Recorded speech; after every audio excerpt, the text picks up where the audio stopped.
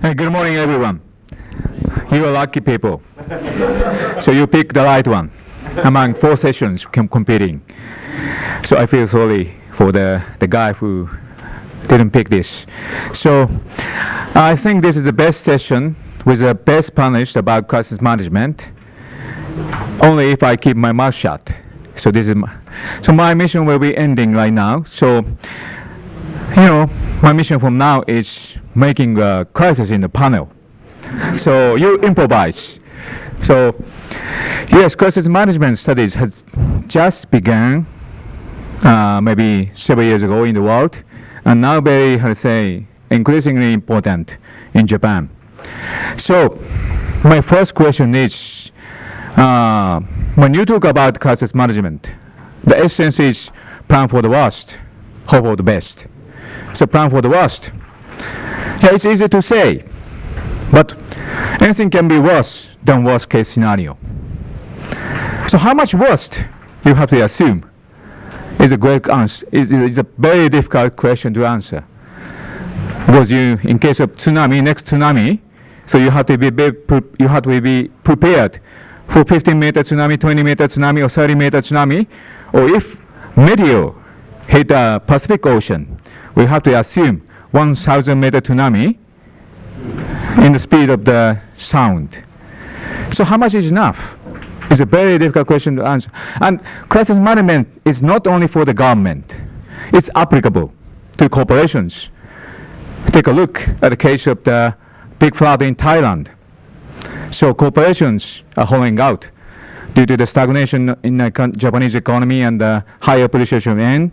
So you may confront Nobel crisis every day at any corner of this planet. So my first question is, how much worse we have to assume? But before that, I told you I prepared the best panelist. I would like to make everybody to show off how good you are. So, Home Jim, please, you're the pro of the pros. You talk about yourself, please. Up to 3 minutes. Thank you. 3 minutes on my.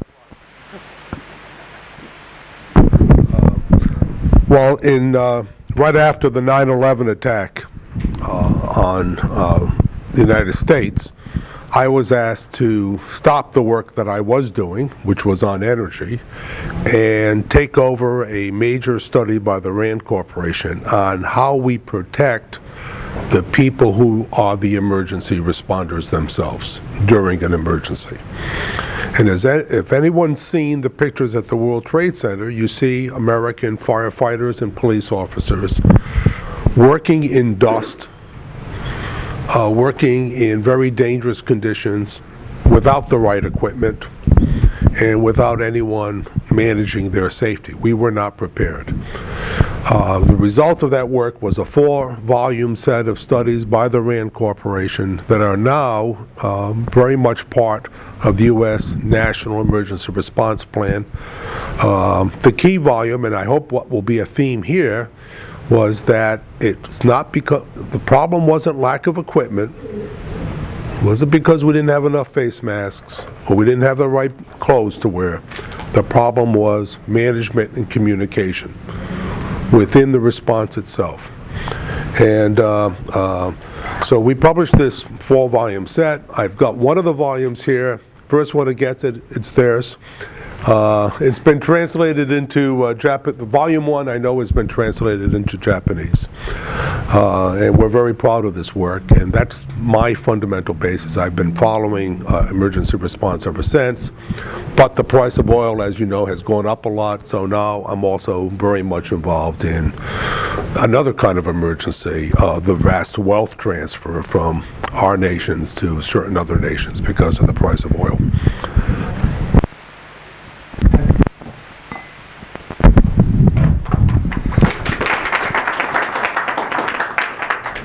Thank you. I'm Andrew Morrell. I'm the director of the Homeland Security Defense Center at RAND, and I'm really honored to be here. When the 3/11 disaster occurred, we watched in horror and sadness, and we wanted to help. And if we can help, if this is a way that we can be helpful, then I'm very gratified to be here. We're not experts. I'm not an expert in Japanese emergency management. I'm very glad we have our colleague here for that. We have worked closely, though, with the U.S. government on disaster management. My program has worked with the government after the Oklahoma City bombing, after terrorist attacks like the Oklahoma City bombing, the 1993 attack on the World Trade Center, 9/11, the anthrax attacks. We've worked with the government trying to develop high-level policy on natural disasters after Katrina, on fixing what happened with the emergency management, and on planning for recovery and how to go about investing billions and billions of dollars in recovery projects. How do you select? How do you prioritize?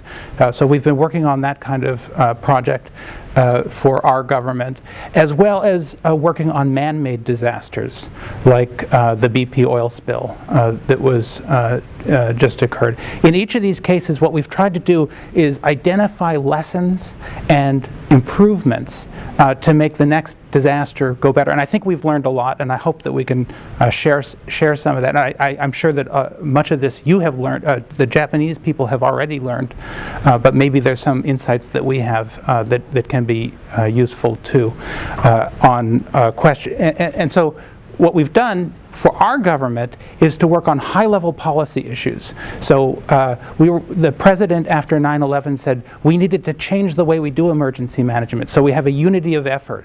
And RAND was asked to chair, my program was asked to chair the task force that developed the new National Incident Management System, which was an integrated process for responding to emergencies, and what was called the National Response Plan is now called the National Response Framework. We developed that. We developed our National Infrastructure Protection Plan, and subsequently the Target Capabilities List. These are high-level national policies for how to do disaster management better.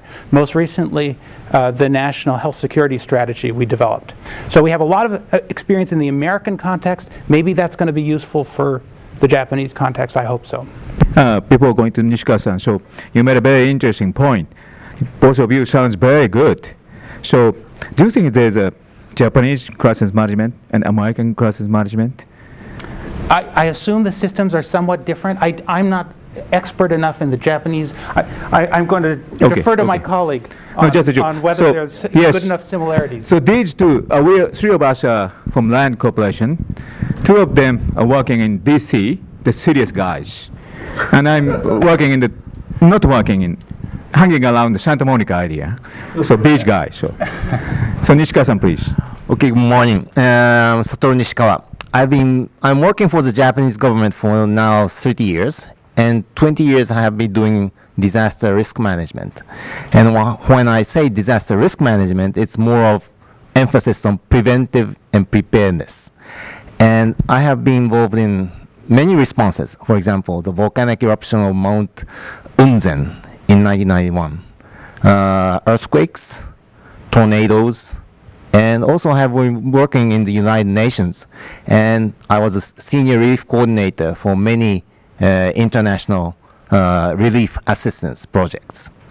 Also in my personal capacity, I have been providing advice to the governments of Sri Lanka, Indonesia, Turkey, and others. And I'm going to show you a very recent newspaper, which shows my picture. Unfortunately, it's all in Turkish. But I have been providing seminars for the Turkish governors who are the first responders when the first earthquakes come. So that's why I showed up in this newspaper. And I have always emphasized that it's no use crying over spilled milk. You cannot recover the spilled milk. How to prevent it is the ultimate goal regarding sudden natural disasters. But it's not applicable, I think, for man-made disasters. So I think we have a good combination here to discuss. Thank you. Thank you. So let's get started. So first round is very important. to keep people in the room. So otherwise they shop around. So my first question is, how much worse is enough? How much worst case scenario? How much worse we should be prepared? So give me an answer from Jim. Well, because you are a good friend, I'm going to say to you, that's the wrong question. It's the wrong, let me give you a story. We asked this question at the RAND Corporation because we do a lot of work for defense. So back in the Cold War, we asked the question, how much is enough? And the answer is, there's never enough. It's never enough. We look at defense spending in the United States, we spend more than all the rest of the countries in the world. And more than half of those countries are our allies. Okay. That's the wrong question. The right question is, how much can I afford? And how, within what I can afford, how do I spend it best? Okay? If I bankrupt the Japanese economy by trying to build walls to prevent a tsunami, I will soon be able to afford nothing. So the critical question is, how do I raise the country's overall economic stature?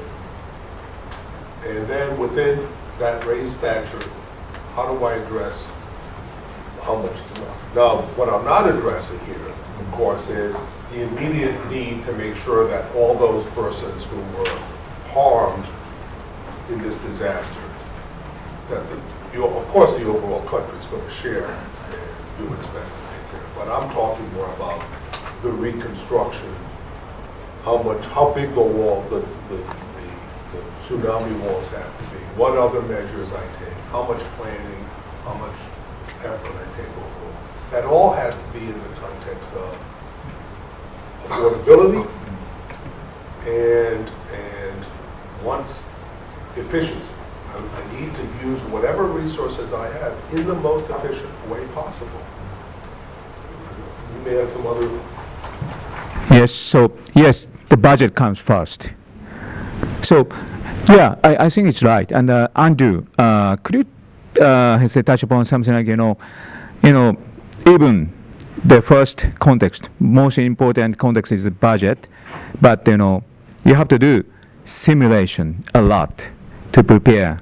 The crisis management is about something like a reverse engineering. Worst case scenario, then think backward. Yeah. For Well, the let me preparation. respond to that because Yeah. I totally agree with. Challenge with security, national security, domestic security, emergency management is figuring out efficient strategies. Totally agree with that. I want to respond though to the idea of focusing on worst case scenarios because I think there's a danger it's very easy to get locked into a narrow sort of conventional wisdom about what you're planning for. And I think what we've learned is that if you plan for a specific disaster, you're going to be disappointed. It's the old strategic thinking idea that no plan survives first encounter with the enemy. No war planning survives first encounter with the enemy because and disasters are like the enemy. It's not going to go the way you plan it. And so the requirement for disaster planning is a requirement to think about how do we design response systems that produce a unity of effort, but that are adaptive and flexible and robust to all kinds of failure modes. Yeah. So some of the kinds of thinking that we try to push in the U.S., and we are not always successful. If you look at an organization like the Transportation Security Administration, I'm sure many of you are familiar with our TSA, and the kind of security strategies that they have adopted often appear quite rigid. They seem to be very narrowly focused on the most recent threat. And there's a question about whether that's a robust strategy for responding, for mitigating threats or for preparing for disasters. And I think there's a strong argument that could be made that that's not a very robust way of, or that there may be a more efficient strategy that would be more robust and flexible. And so what we have been trying to work on with many of our government clients, including TSA, is to develop a different kind of thinking about disaster planning, one that is not focused on the specific future worst case scenario that happens to be the one everyone's worried about at the moment, but instead to be thinking about all the possible futures that might be plausible, including the ones that aren't conventional wisdom. And this often takes what we call divergent thinking. We need to get people to break out of the thinking, about narrow visions of the future, and start including in our planning even those kinds of futures, possible futures, that are ones that our current leadership might say, oh, that's never going to happen. If it's plausible, let's plan for it. And the way that so then from this kind of perspective, you are no longer designing your emergency response system to be optimized for a particular future. Instead, now you're starting to talk about which kinds of policies and technologies and procedures are going to be robust across the widest range of possible futures, because we're terrible at predicting the future. We see that every time we see a disaster, we see how terrible we are at predicting the future. And so the key, I think, is to let's be efficient, and one way of being efficient is to look for robust solutions, not optimized ones. Next round, please touch upon, yes, next round. So I moved to Nishikawa-san, but you made a very interesting point. So you give us some example in scenario planning and robust scenario planning. I think you have many good examples of that. And Nishikawa-san, you are in the middle of the situation. So crisis response stage is coming to the end, maybe, I don't know. But you have to be prepared, because this is on the quake zone, this country located in the quake zone. So another one is, we don't welcome another one, but we have to assume another one. So how much worse is enough? Okay, well, regarding I would say sudden natural disasters or epidemics or pandemics, these are identified risks. We know what the causes are. The only question is we don't know when it's going to be. And many, most or all of the risks that arise from natural events, they are mostly identified. The issue is we don't know when it's going to be. But if they are identified, there are already solutions. And that's a little bit different from, I'll say, man-made disasters or terrorism or war. And what we can do is, if we know what the risks are, we can be better prepared. For example, Japan is always hit by 2 or 3 typhoons every year. And we know that the typhoons are coming. So we are prepared. So if the worst typhoon comes, of course there are casualties, but they are very limited. And that's what we have been doing for the last maybe 200 or 300 years. The problem is those frequent disasters are, or I say, rather easy to be recognized by the general public. The general public knows that it's coming. But for the very infrequent disasters, such as tsunamis, well, people don't take it seriously. No matter how the scientists emphasize the danger, there's always a big risk communication gap between the, I would say, the specialists and the general public. And how to fill this gap, this risk recognition gap, is always a challenge. For example, let's take the case of the earthquake in New Zealand. Everybody knows that New Zealand has earthquakes, but not all people recognize it. And that's a problem. Also, we also saw the enormous flooding in Bangkok. From the geography of Bangkok, everybody knows that it's a floodplain. Bangkok is located in the floodplain, but people do not really recognize the potential risk. Scientists know it, geographers know it, but the manufacturing companies do not necessarily appreciate the risks that they present. Okay, thanks. So you made a very good first round. So second round. So when I do the crisis management studies at Harvard, my professor told me that the best crisis management team, the response team, have to be prepared that you always having the worst leader. The leadership is when crisis hit, you assume that you have a most stupid leader. So I know I don't think that's the case in Japan, but so do you think you need to assume the leadership is bad, and you have to build like a reverse engineering that even if we had a stupid leader, our institutions have to be prepared. Jim, how do you think about this? That's an interesting issue. I don't want to make any comments on our leadership in the United States, but senior political leaders cannot be expected to manage a disaster. That's not their training, that's not their base. The critical issue, our experience is the critical issue in the United States, based on what we saw, is to have trained people who are capable of handling the tremendous logistics associated with, and the manpower associated with an effective response. So once the disaster hits, you've got to have in place the system of disaster management. If it's not in place before the disaster, then you're in a bad position. And then you've got your senior leadership floundering about what to do. In 9/11,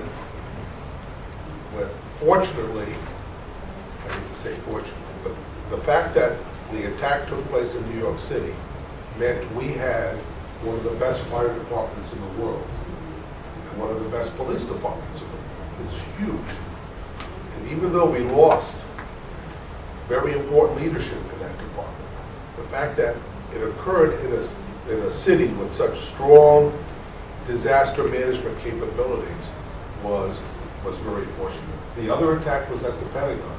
And there we had military capabilities, leadership capabilities, people who know how to do logistics. So we were okay there on that part. In spite of that, we still had problems. The system that we put in place in the United States, now that we have this framework for disaster response, what this framework does is it begins with the local area, because the first responsibility is with that area. Can they handle it? If they can handle it, fine. They can call in assistance from the federal government. We look at the states. The states can handle it, fine. What kind of assistance? But for the big disasters, it's always going to be the federal government coming in, the national government. We have to have, in that context, leadership that's already trained in where to find the experts, who's in charge. We had different departments of the U.S. government sending people to New York City, giving conflicting advice, giving incorrect information in some cases, or giving conflicting information. That was terrible. It scared the citizens. They scared the response people. So the leadership of this response cannot be at the political top. It's going to be below. What the top has to do is make sure that the leader of the incident, no matter how big the incident is, the leader of that incident has the support of the government, has the full support of it. That's the politician's job. Within the response, you've got the critical response time is only a couple of weeks. You're doing your life savings, you're trying to stabilize the situation. So it's overwhelming on the political side. You've got to have that middle level. So in a sense, it doesn't matter how smart the leadership is. It's really, have you put in that middle level of senior managers? So political leaders tend to make the most use of the kind of crisis. You know, I studied the case of the California big fire, 2002. At that time, senator from that state was at that time was a committee chair of the military committee. So, you know, the firefighters had a hard time to fight against the big fire. But, you know, media tensions and the people focuses, then the senator decided to send the military, which has no experience in firefighting. The chain of command is totally confused. So crisis is giving a huge opportunity for political game played by the politicians. So it's very important to evade any political, bad intention, the game played in the middle class. You can get political gain or you can get political loss because Yeah. it's a two-way street. So in that sense, I would like to ask you, so leadership is very important in the middle of crisis, and crisis management in a way can be said is about leadership. So is there any, way to foster the leadership in crisis? Andrew. Well, yeah, we've done a little bit of work on this, and you asked me before if I could give some examples of thinking through alternative futures, and we've done that in a couple different ways, and one of them is regarding leadership, so I'll talk about that. I mean, one of the one I won't talk about, which is, I think, kind of interesting, is that we've started using some robust decision-making tools where thousands of future scenarios can be generated and policies can be tested against them. That's really interesting, really cutting edge. I'm not going to talk about it. The leadership development side is a more traditional approach that we've been using. Those of you in business school are very familiar with policy games, and those of you from the military are familiar with wargaming. That's something that was developed, Rand worked on for years, decades ago, and we have continued that tradition. But we've started moving it into the civilian world, and we've in particular been developing policy games for emergency management, for specific emergency management kinds of problems. So we've worked with some 30 or 35 public health departments around our country, working on public health emergency games. And there's different focuses of the games, but one of them is very much on leadership. And do we have a leadership that knows how to respond to very diverse kinds of problems? And here's where we bring in the different scenarios. It's not like a drill or an exercise, like a national level exercise where there's a script, where you know exactly what's going to happen and everyone has to show that they can do it. Instead, these games are much more adversarial in a sense. The disaster is the adversary, and you can't necessarily predict what the adversary is going to do, and so the leader is confronted with making decisions quickly, gathering the information they need, coordinating the different response capabilities and functions in an efficient way, managing resources, etc., and most important, and not most importantly, but importantly, delivering public information in a way that is correct and useful. And so one of the games we've been doing with the public health is very much focused on this public communication aspect, and senior leaders like to play this game because it's a challenge. It's fun. It's fun to play a game. But what they don't like is that they get a score at the end.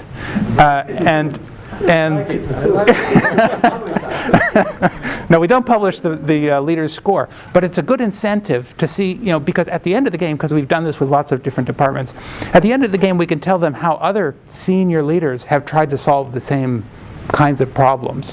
And I think this is very useful for building leadership. You don't just become an emergency manager because you got the title or got the job. You really need to practice this stuff, and you don't want to practice live.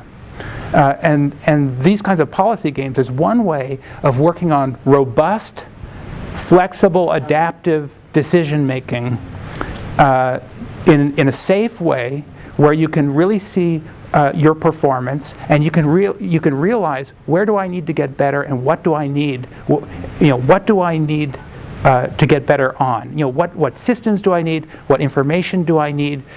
What planning do I need in order to do a better job next time I play the game, or next time I have to do it live?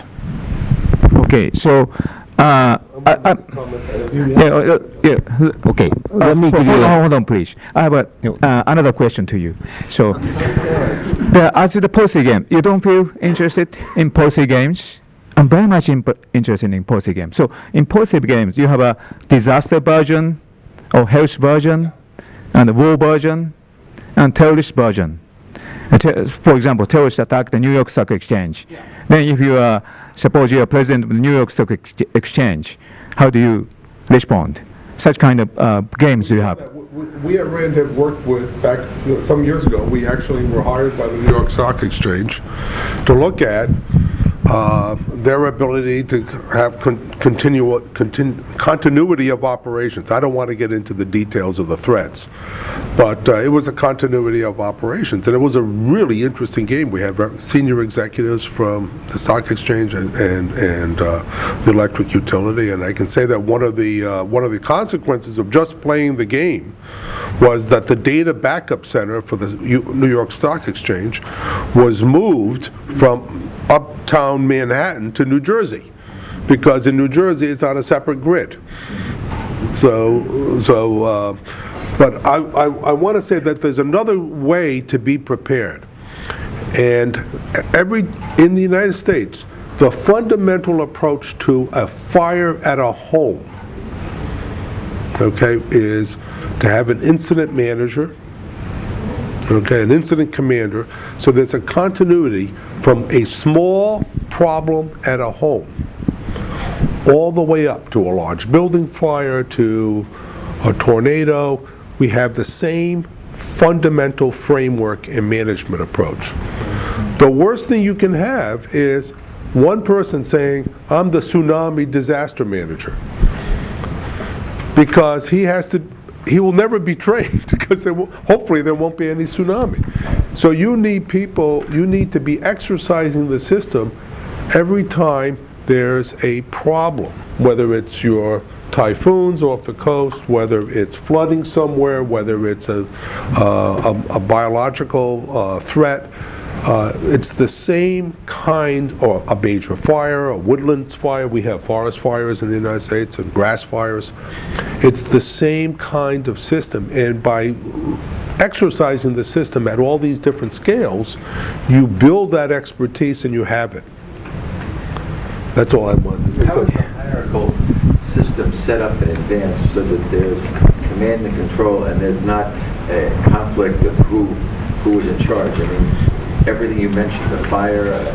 Well, that's why we had a home fire. You're right, and no, even in the home fire, I can tell you the reason we did this in the home fires is too often the fire chief would grab the hose and start telling the people where to, he would say, you're not doing it right, I'm going to take over. Okay? Well, when he took over, there was no management left. Okay? What we've learned in the military is that the senior officer should not be shooting. He should be managing. Okay? Now, what happened when we had a major disaster in our 9/11 case, and is that the system wasn't coordinated for such a large disaster. So even though the New York City Fire Department put in charge an incident commander, all these other layers came in. And the incident commander was overwhelmed with all these layers, and they weren't reporting at the beginning, they weren't reporting to him. If it happened tomorrow. But now if it happened tomorrow, I believe there would be an incident commander in charge. And it would, and the plan would, the senior person coming in, it would be at the municipal level unless the municipality asks for the state. The government's not going to come in and tell the city, We're taking over on you. The key is that the template is flexible. There's a template. Okay, we will have a Q&A session in the last part. So let's move on. Nishikawa-san, you made a very interesting point about the cognitive bias. You know, trained professionals tend to make mistakes because they are well trained, because they are experienced. Hold on, please. And sometimes overconfidence. So maybe in case of the 3 Mile Island, the things happens. You know, super, educated scientist was sticking to the theory that meltdown is not happening according to the theory, but they neglect data in the place. What's in the data in that place? So for example, other example is that in case of the H1N1, the first response doctor think it's a routine crisis. It's not a new influenza. It's a routine influenza, and give them a dose. It didn't work. Okay, double dose. Then double dose. The patient get killed. So,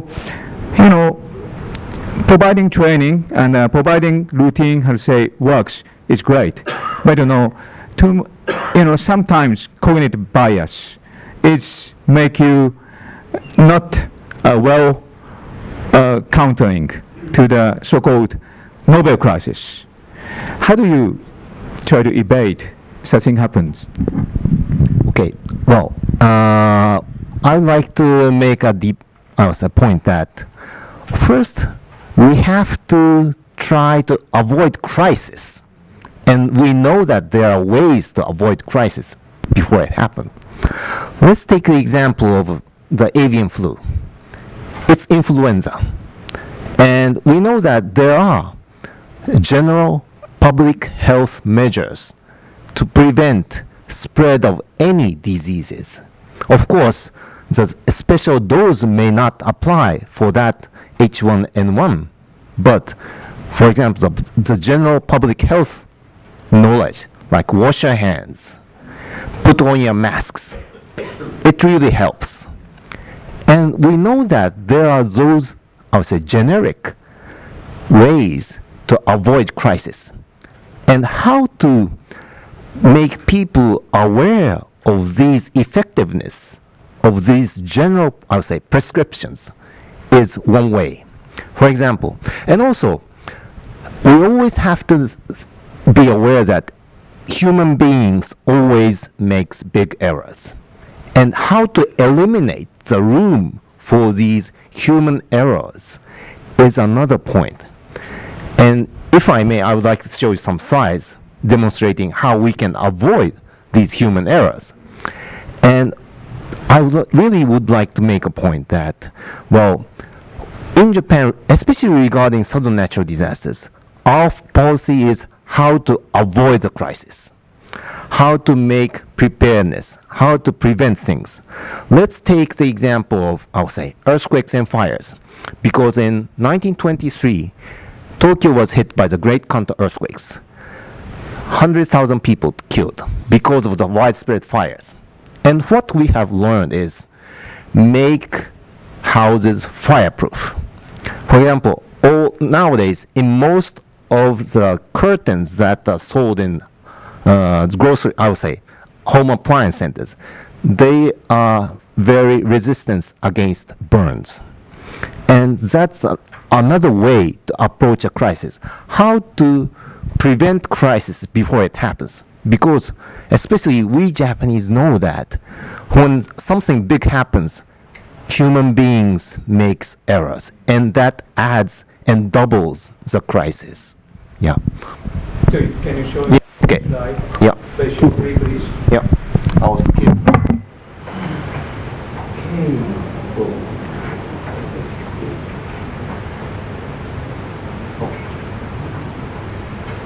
This is a graph showing the number of casualties by natural disasters in Japan for the last 60 years.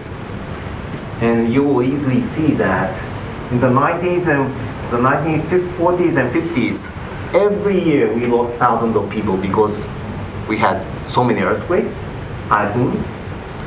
But we changed the policy after this 1959 Isiwan typhoon. from a response-oriented policy to a preventive policy. And regarding flooding and typhoon, we have made big success in controlling the damage. The next worst one was the 1995 Kobe earthquake.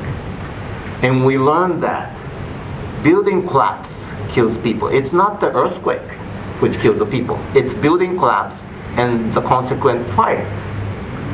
So we made strict regulations against structures. And well, this time we had another terrible disaster. I always say that there are 4 phases for disaster reduction. Pre-disaster is prevention, mitigation, preparedness. Post-disaster is response, recovery, and reconstruction. And our approach in Japan is mostly focused on the pre-disaster phase.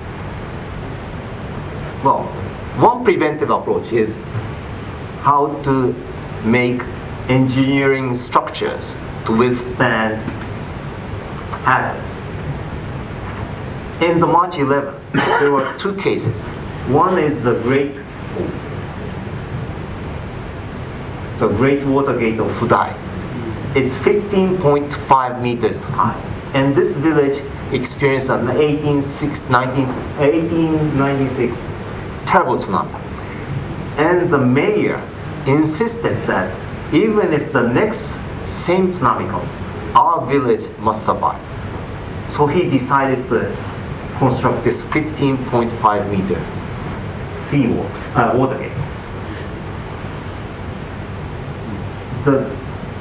The city of Taro had a 10 meter high seawall, and it was designed to withstand the second largest tsunami. That's 1953. And they said that, well, we would not expect another 1896. So this one was a success. This one was a failure. That's one approach. Another approach is apply the latest technology. And we know that human beings make errors. Right now, in all the gas governors in each household, there's something called a micrometer. It's a microchip controlled gas meter. And where there is a major shaking, it automatically shuts down the gas to prevent large-scale fires. And this really worked.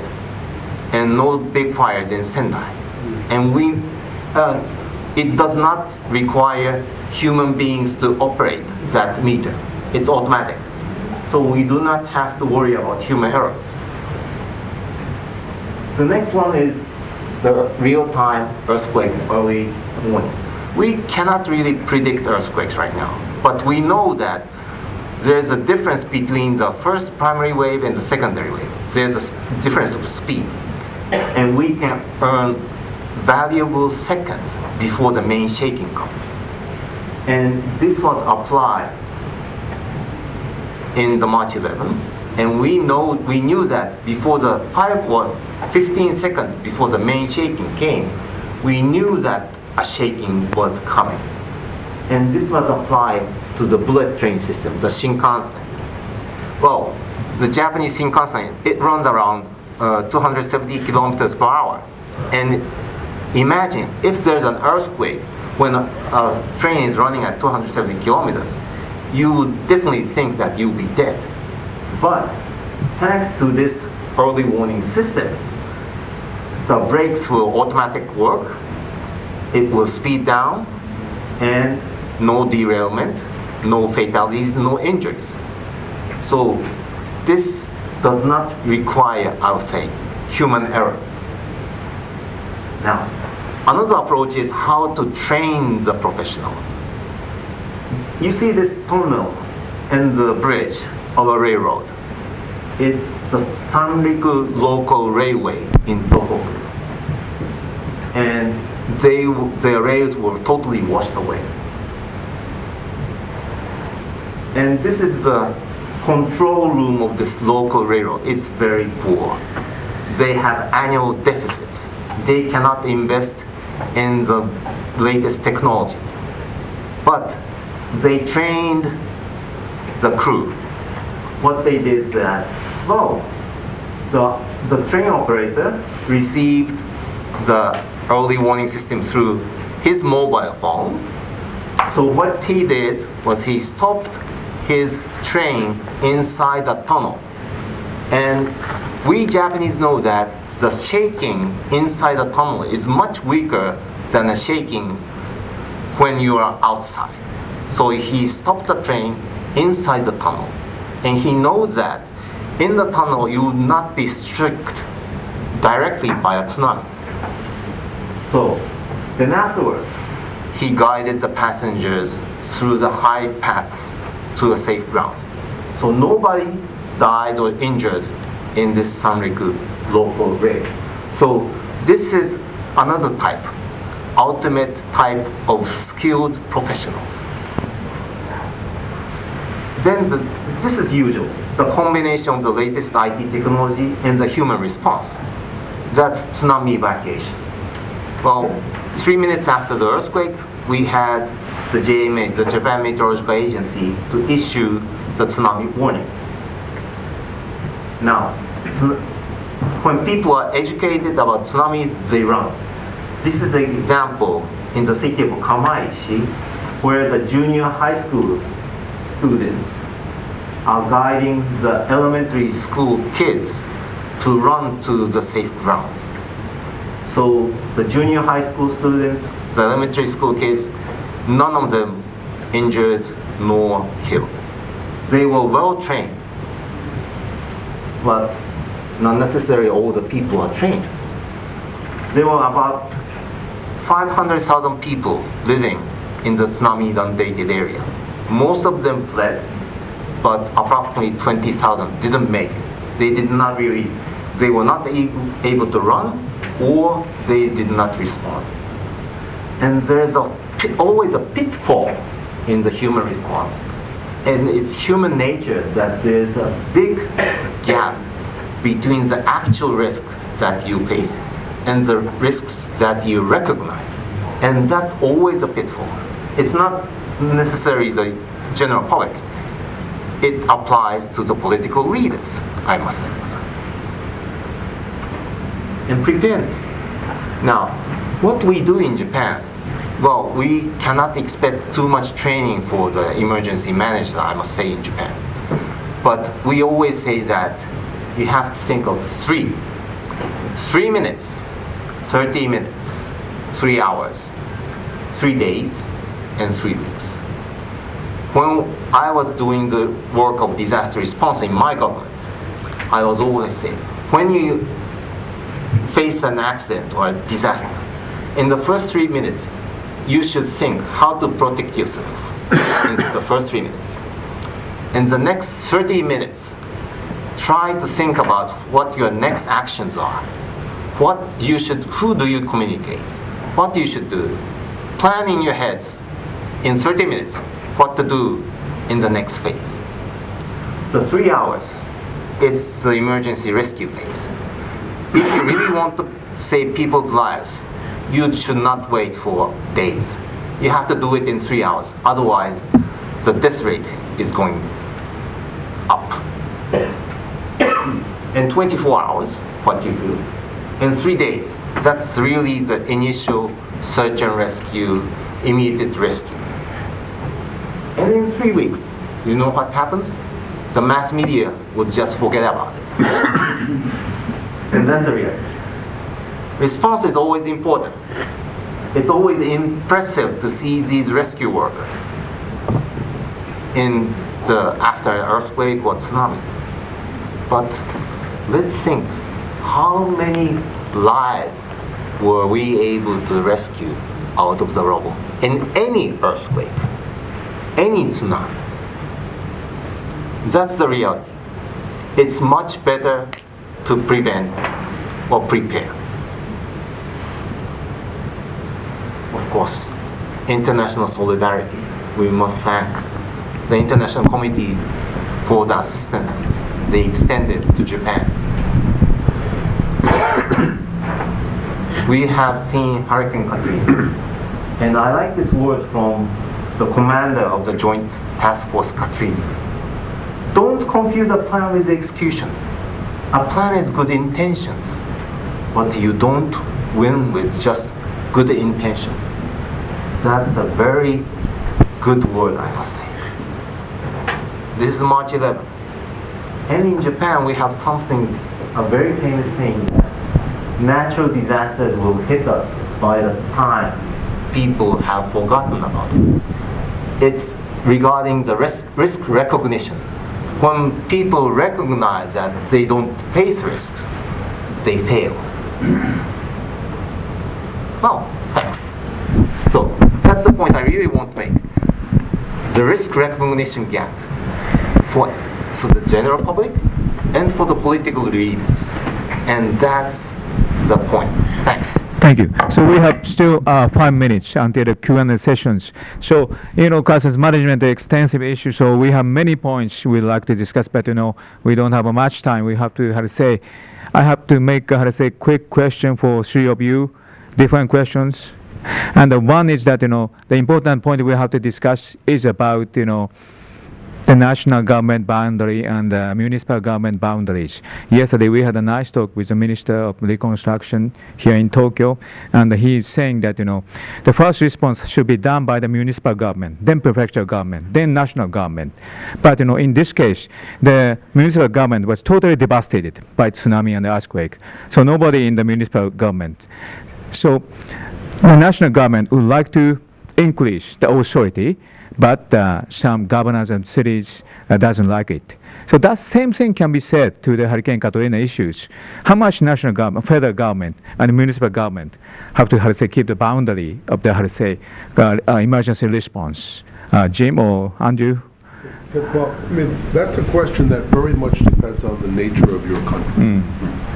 Every country has a different relationship between the central government and the local government. In the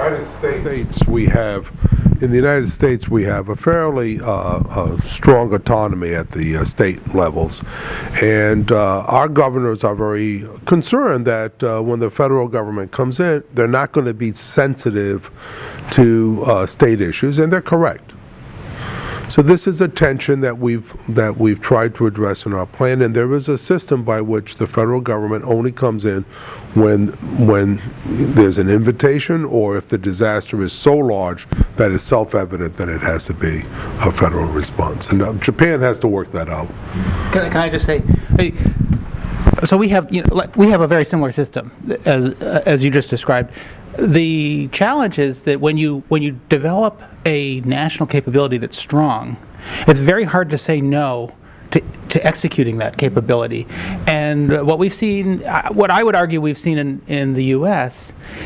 is that more and more, FEMA did got a bad score on Katrina, at least initially, and then during more of the response and recovery phase, started doing a much better job. They have tried to reform. They want to show that they're capable, and they're getting involved in small events, and it's even hard for our president to say no, because if there's a big forest fire, the states say, we'd like you to come and take care of this problem for us. And it's hard for the president not to then declare a national emergency, because as soon as he declares a national emergency, then FEMA and all kinds of other resources can come in. But there's a moral hazard here, which is that the more the federal government is willing to resource local emergencies, the less there's an incentive for the local communities and the states or the provinces Or the property owners.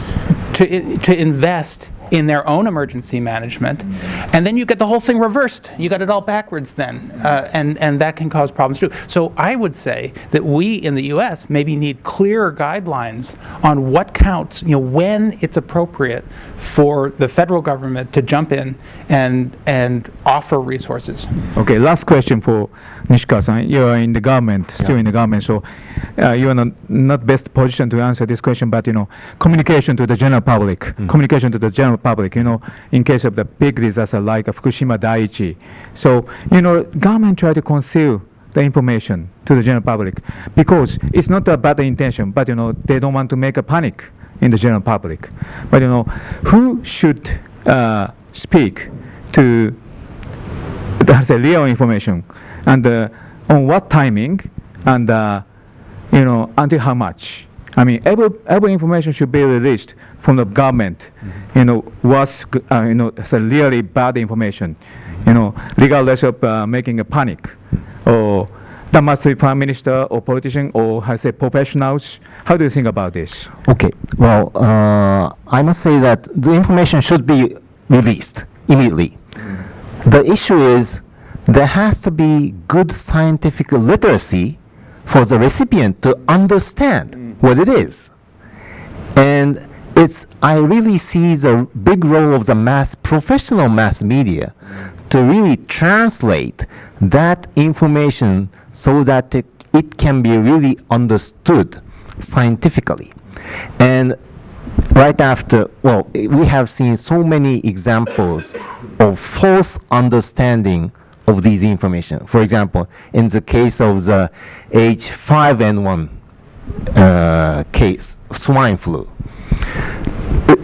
Also, in this case of the Fukushima, we have seen people, I would say, from my personal viewpoint, overreacting because of lack of scientific literacy.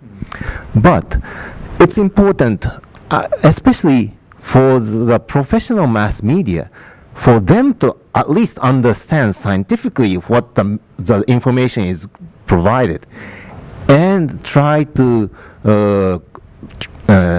communicate in a way that it can be easily understood.